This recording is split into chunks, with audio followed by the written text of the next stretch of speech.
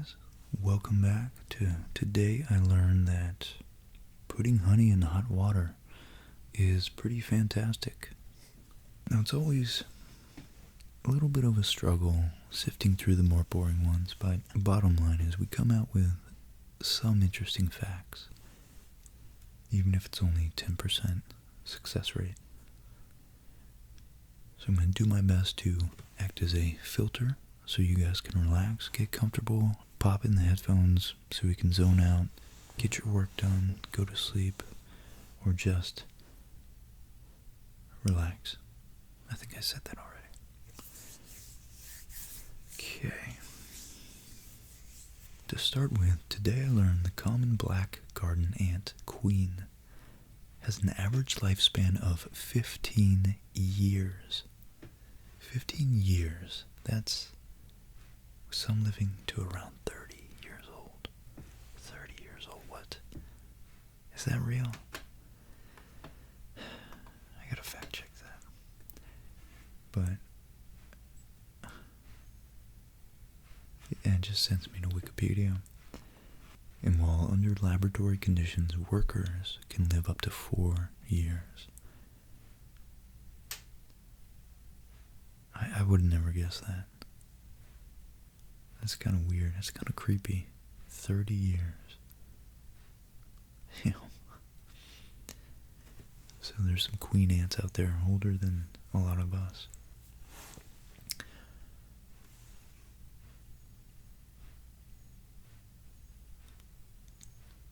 Wow. Some guy's son tragically died in Mumbai. He went around filling up to 600 potholes since 2015. Today I learned the famous bass line of Seven Nation Army. Boom, boom, boom, boom, boom, boom, boom.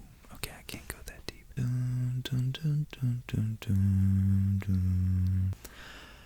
But the White Stripes is played by a guitar. The band didn't even have a bass player. I knew that, but I didn't know that. I thought it was just like the Black Keys, when it was just a duo, guitar and drums. You assume that while they're actually recording, they're going to use a bass guitar, and then just kind of wing it when they're on stage.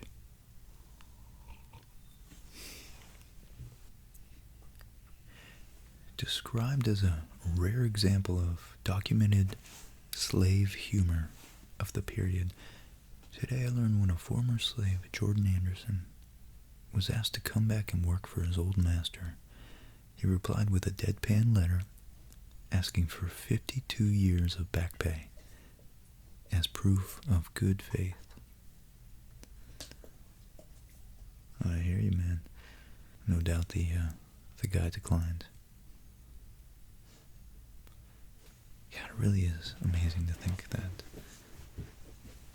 people convince themselves on a mass scale. You know, it's like the Nazis, to be generic, that such evils are right, are acceptable, you know?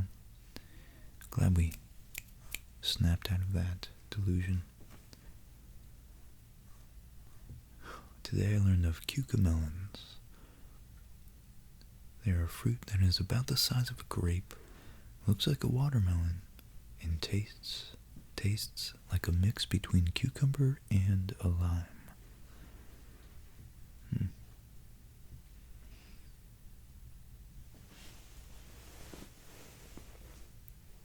It would take over 5.5 days traveling at the speed of light to reach the outer limits of our solar system.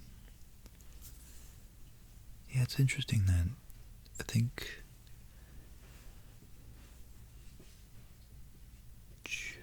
Pluto is maybe like a light day, but the solar system, and that's like the most distant from the sun, large body that we kind of know about. And then we have a bunch of smattering of other general fields of objects, like the Oort cloud in the Kuiper belt, and those harboring a lot of the comets that, I'm and do those huge elliptical orbits, come in real close to the sun and slingshot way back out for centuries or millennium, maybe even millions of years. It's amazing the gravitational dominion of the sun. The extent is pretty vast. Okay. Alright. I overlooked this one here. Today I learned Portland, Oregon's first bicycling boom was by prostitutes. In 1900, they began to ride them to solicit customers around town. Speaking of extending one's range of effectiveness. Soon women riding bikes were assumed to be prostitutes. And the other respectable women stopped riding. That's too bad. This guy, Otmar Amann, a Swiss-American engineer, was the lead engineer of more than half of New York City's crossings, including the George Washington Bridge and the Lincoln Tunnel. His designs were inexpensive and elegant, allowing the projects to be completed on time and under budget.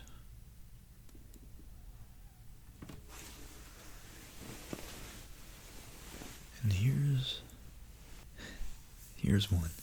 Today I learned the practice of fox tossing, a once popular sport involving catapulting a live fox, or a badger or a hare, wolf, whatever, as high as possible and dodging it as it falls. Dodging it as it falls.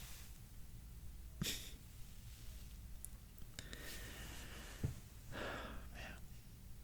You know, like, that's probably only a couple hundred years old. I gotta look that one up. We gotta see what the date of something like that was. Falls in the category of Bloodsport. So, in the 16 and 1700s, only 300 years ago, Bloodsport.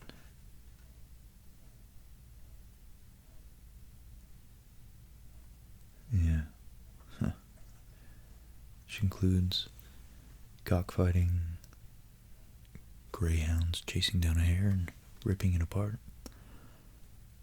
Any entertainment that involves bloodshed. Of course. You know, it's, so MMA certainly falls in that category. But just one of the many benefits of learning about history is that you realize how much bloodshed. I mean, the context of it was that so much disease, war, famine, suffering, just so many hardships were endured in a very run-of-the-mill sense back really before 1900, before, within the last 100 years, technology has allowed us so much freedom from suffering. So it really puts it in perspective that we're not only fortunate and privileged, and we don't only owe enormous amount of gratitude to the great scientists, inventors that have allowed this luxuriant lifestyle of our modern day, but also to the bloodshed, the countless millions of people who have died over the course of all history. Just think of all the wars, all the despots and tyrants that had to be fought for the average person to not only be called a citizen, but not a slave. I feel like the rule is really a dictatorship, and it's really comparatively rare that for the average person in the world to have the rights and the privileges and freedoms and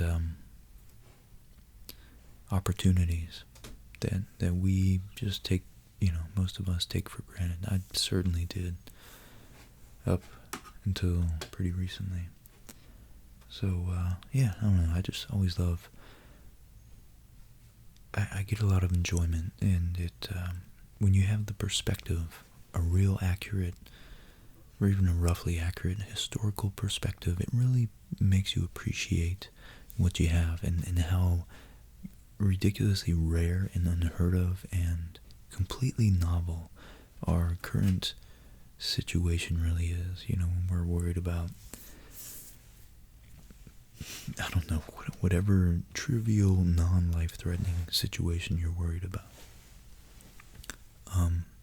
arises, just try to remember how, barbaric, how casually people's lives were dismissed and written off as recently as just 100 years ago, when dueling was, for instance, a pretty relatively common practice still. So I read the President Andrew Jackson, the guy on the $20 bill. I think he got into something like, I think it was 20 duels, and of course in a duel you either get killed or you get pretty badly injured, especially if it's with a gun. Or really, if you're dueling with a sword, maybe that's even worse, because a gun at least has the potential to just give you a clean wound. Swords no doubt get a lot more messy. But yeah, he was in a duel like up to 20 times, and that's a president, so that's, he was in the military too, so he was a belligerent, very, he was no stranger to conflict. But it's just interesting. You wouldn't hear about that nowadays, So it's cool. Today, maybe you learned.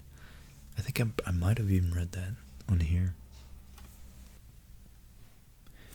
In 1984, an 8-year-old girl with sickle cell disease developed acute myeloid leukemia. To treat the cancer, doctors gave her chemo and a stem cell transplant from her sibling. Not only did this cure her cancer, but it cured her SCD as well. She remains disease-free nearly 3 decades later. Wow.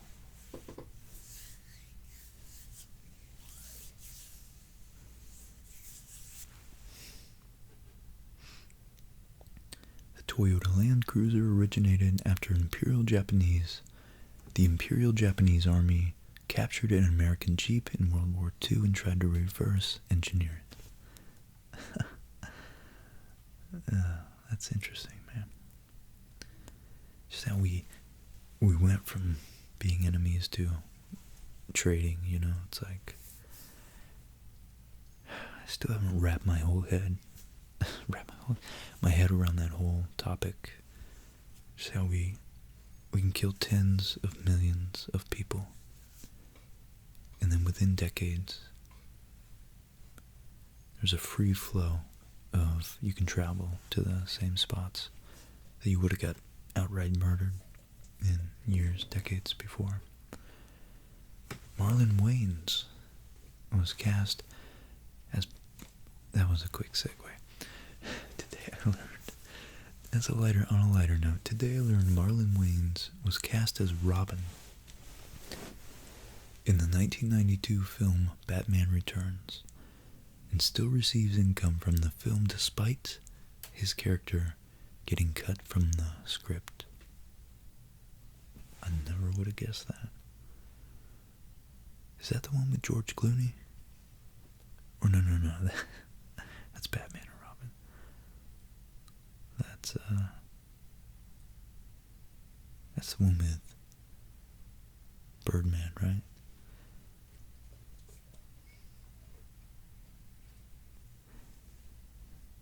I'm curious how many of you have seen the movie Dead Poets Society. It's Robin Williams. I think Ethan Hawke plays a kid in there. There was a headmaster in the school who's still very much alive. He's 104 years old. His latest screen appearance was in the 2015 comedy Trainwreck. Wow. Oh, that's just the one with Amy Schumer. But, man, if anybody out there, especially if you're young, because it's very relatable to being young and confused about which way to go in the world. Robin Williams he was an amazing actor, but Robin Williams did a phenomenal job in that movie.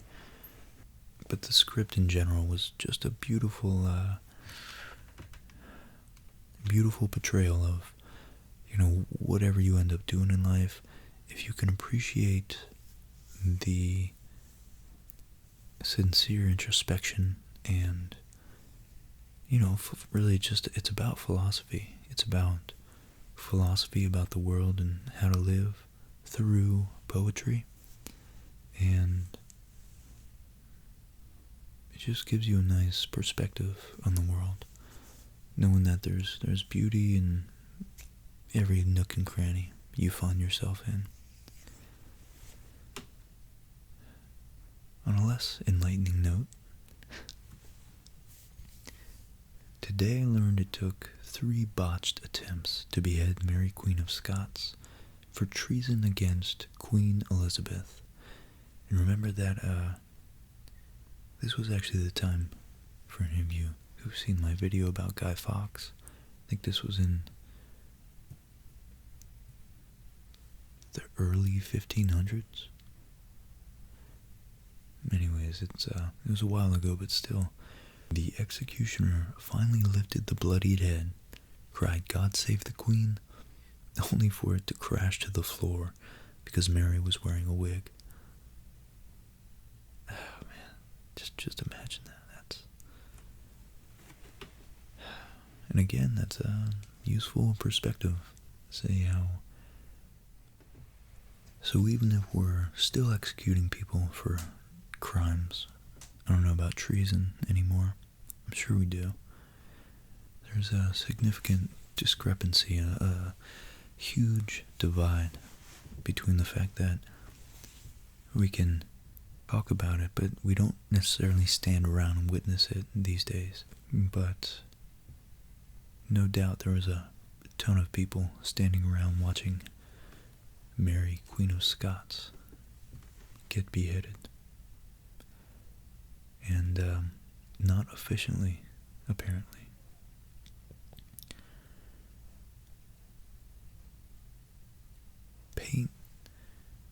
Paint on an airplane typically adds around 600 to 1,200 pounds.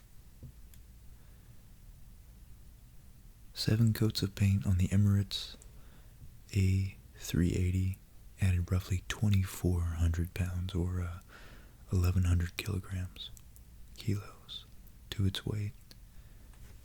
Wow, that's like stuff you don't really think about. That's an extra 1,000 pounds of just paint. Just paint.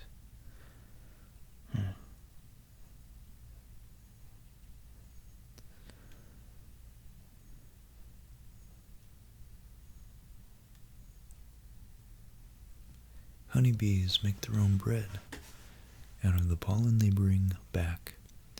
This bee bread contains proteins and vitamins for them to consume. It's the main source of protein. The bees make the bread by mixing pollen with nectar, honey, and saliva.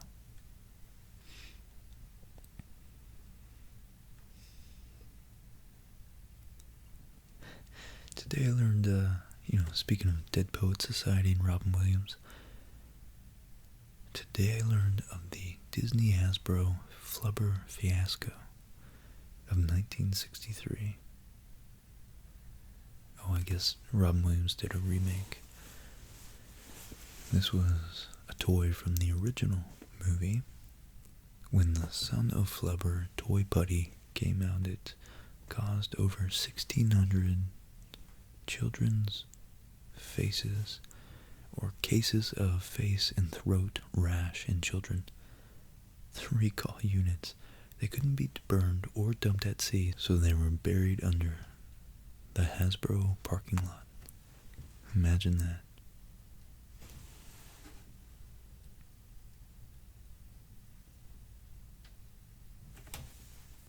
Today I learned of Vladimir Pokilko, the co-creator of Tetris, a Russian academic and clinical psychologist.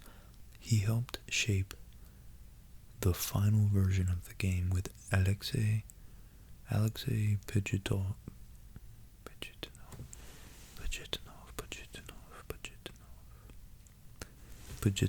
I guess.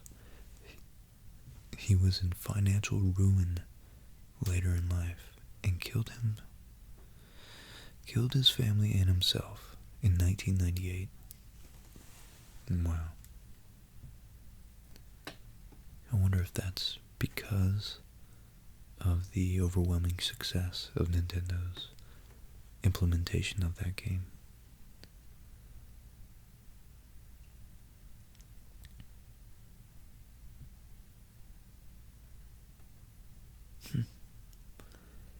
Today I learned robocalls scammed 22 million Americans out of 9.5 billion with a B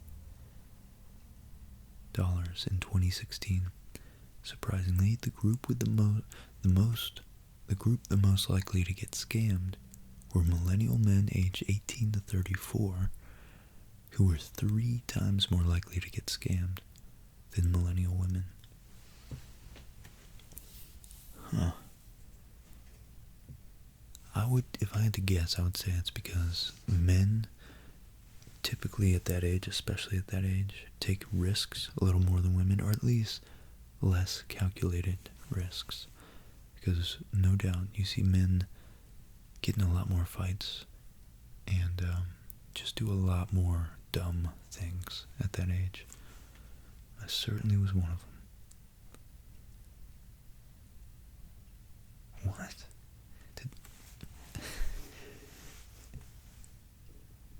Today I learned Italy has 34 native languages in everyday use, still used.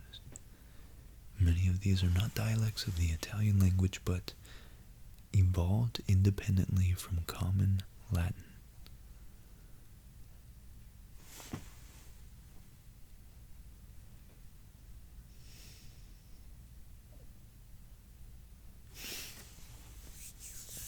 God, I love these. They're so interesting.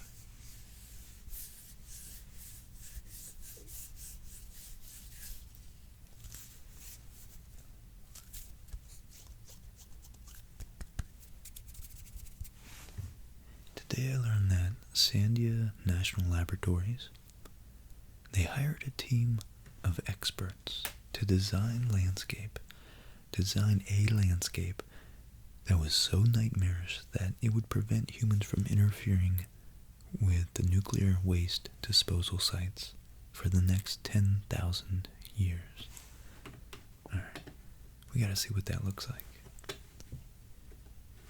Hyperallergic.com. I've never heard of that. Consider a wanderer 10,000 years in the future, discovering a strange construction of granite thorns in the New Mexico desert. And their points weathered by centuries, their shadows stretching at sinister angles. The wailing figure of Edward Monk's painting, The Scream,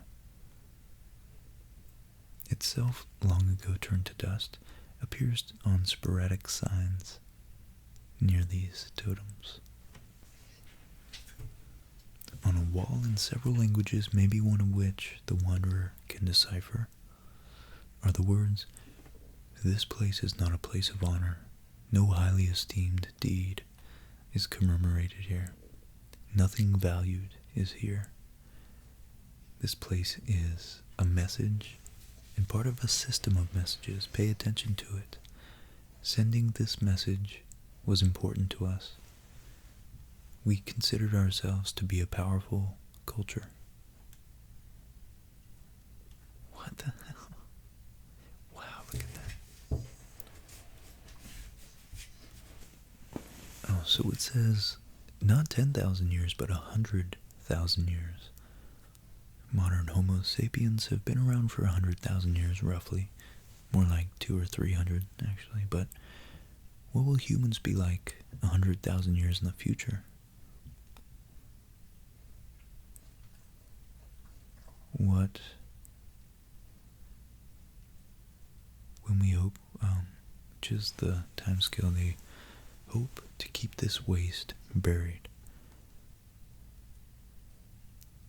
Some guy opening an art competition. Forgotten Prometheus. It's basically a scar on the ground. The winner's only. The first prize going to Alex Bandeli's Forgotten Prometheus. It's basically a scar on the ground. A land art suggestion of a wound that will never heal.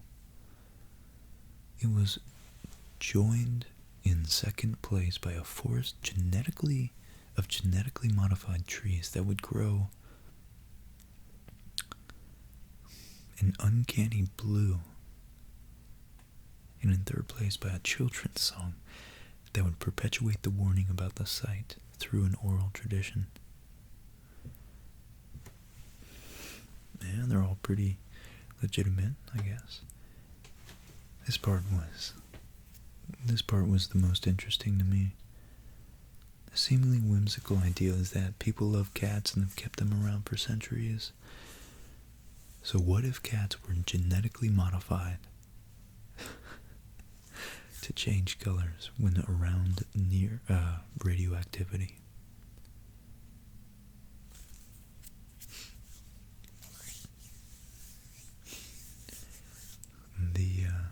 The people of the 99% Invisible podcast interviewed these people about this idea.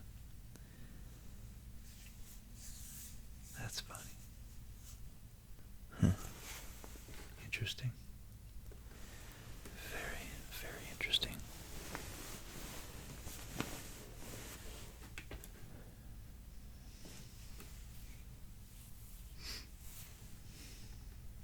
The Peshtigo fire, a forest fire so hot that it spawned fire tornadoes, fire whirls, vortexes, and people that jumped in wells to escape the blaze were boiled alive.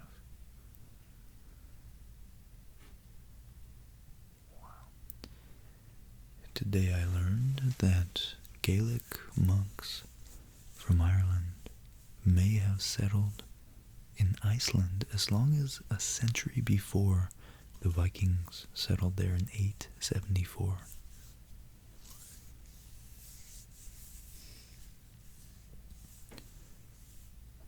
Oh, this is interesting. My girlfriend's cousin Molly. Molly's cousins actually just went to Pompeii. Took a little tour around Italy a couple weeks ago. Today I learned Pliny the Elder, the Roman author and philosopher, he was a famous guy, died after sailing on a rescue mission to Pompeii to save his friends from the eruption.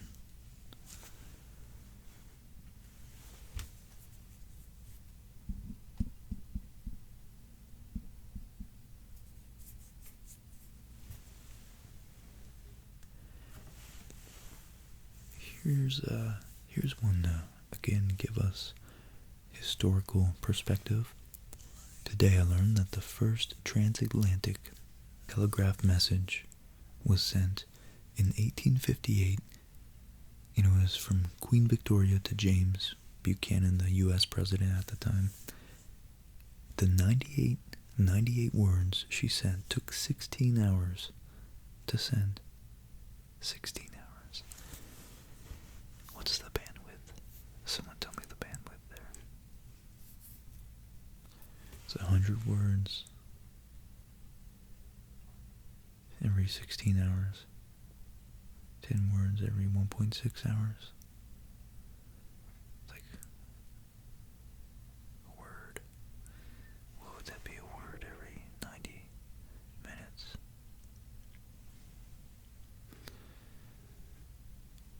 So 10 words every 90 minutes. That means roughly like one word every 10 minutes. That's one word every 10 minutes.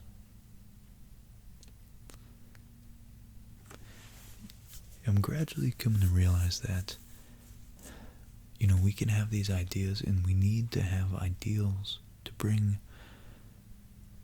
forth progress and more good than evil into the world. We want to generally have or I guess it would be this way for you guys. We want to generally have an upward trajectory of progress and more good for each individual person, more opportunities to live a full life. But the more you'll appreciate what we do have during our short lifespans, because we can't live to 200, 1,000 years old, to see immense progress. I mean, although we are living in a time in which we are very, very much perceiving and undergoing progress and being a part of progress at a much faster rate than ever before, we certainly still, we have to tailor that, our expectations by reality. In historical knowledge helps me at least understand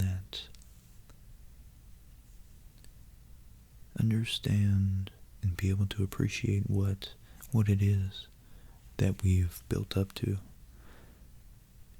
and exists, and all these bits of almost unimaginably advanced technologies even 20 years ago.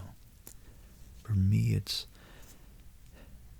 was never elaborated on. It was never made as clear as I would have hoped. You know, again, you can only work with what you have. That the more you appreciate what you currently have and what it took, all the millions of, billions of years of evolution, hundreds of thousands of years of human sacrifice, actually sacrificing their lives for the betterment in this gradual upticking, this ratcheting up of progress, dissemination of power and opportunity and respect to the individual, slow culmination of a society that embeds the concept of equality of opportunity within it. It's such a rare thing, and it's almost depressing at first when you're like, yeah, I can't have everything, I can't live my ideal. But in reality, I think what learning about history and all about how much suffering other people went through to get all of us here today, all the heroic men and women that have,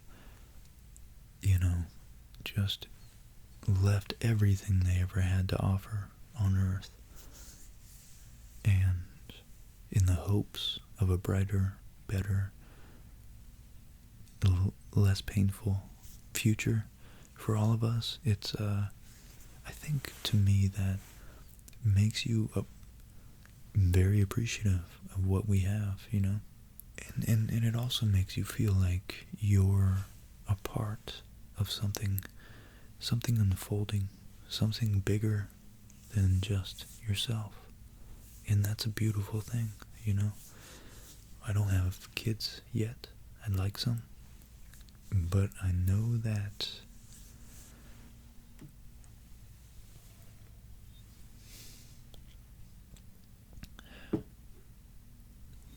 once you do have children, very, very often, immediately you shift. You have a shift of a paradigm shift. And in place of the person that you've always held to be most important, which is you, your children, I guess, come to fill that gap. So it's a beautiful thing to be a part of a family, but also to feel a connection with much, much more than just your family. Perhaps it's the ideal is to feel a connection with your species, which itself is almost unattainable, but if someone could manage that, and I feel like many people have in the past, that would be a really beautiful thing. And then beyond that, of course, just feel a connection with the universe, your, Earth, and the solar system in general, the galaxy, everything. That would be cool. That would be the ultimate. Alright, guys. I'm going to leave it here. As you can tell, my voice is getting a little hoarse, so excuse that. But I hope you enjoyed it while it lasted. Hope you learned some things. Hope it was worth it for you.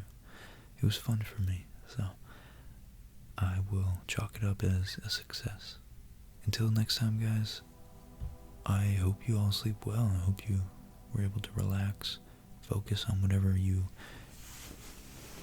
needed to focus on, and have a great day. And if you're about to sleep, have a great tomorrow. So, see you next time, guys. Thanks for joining. Bye.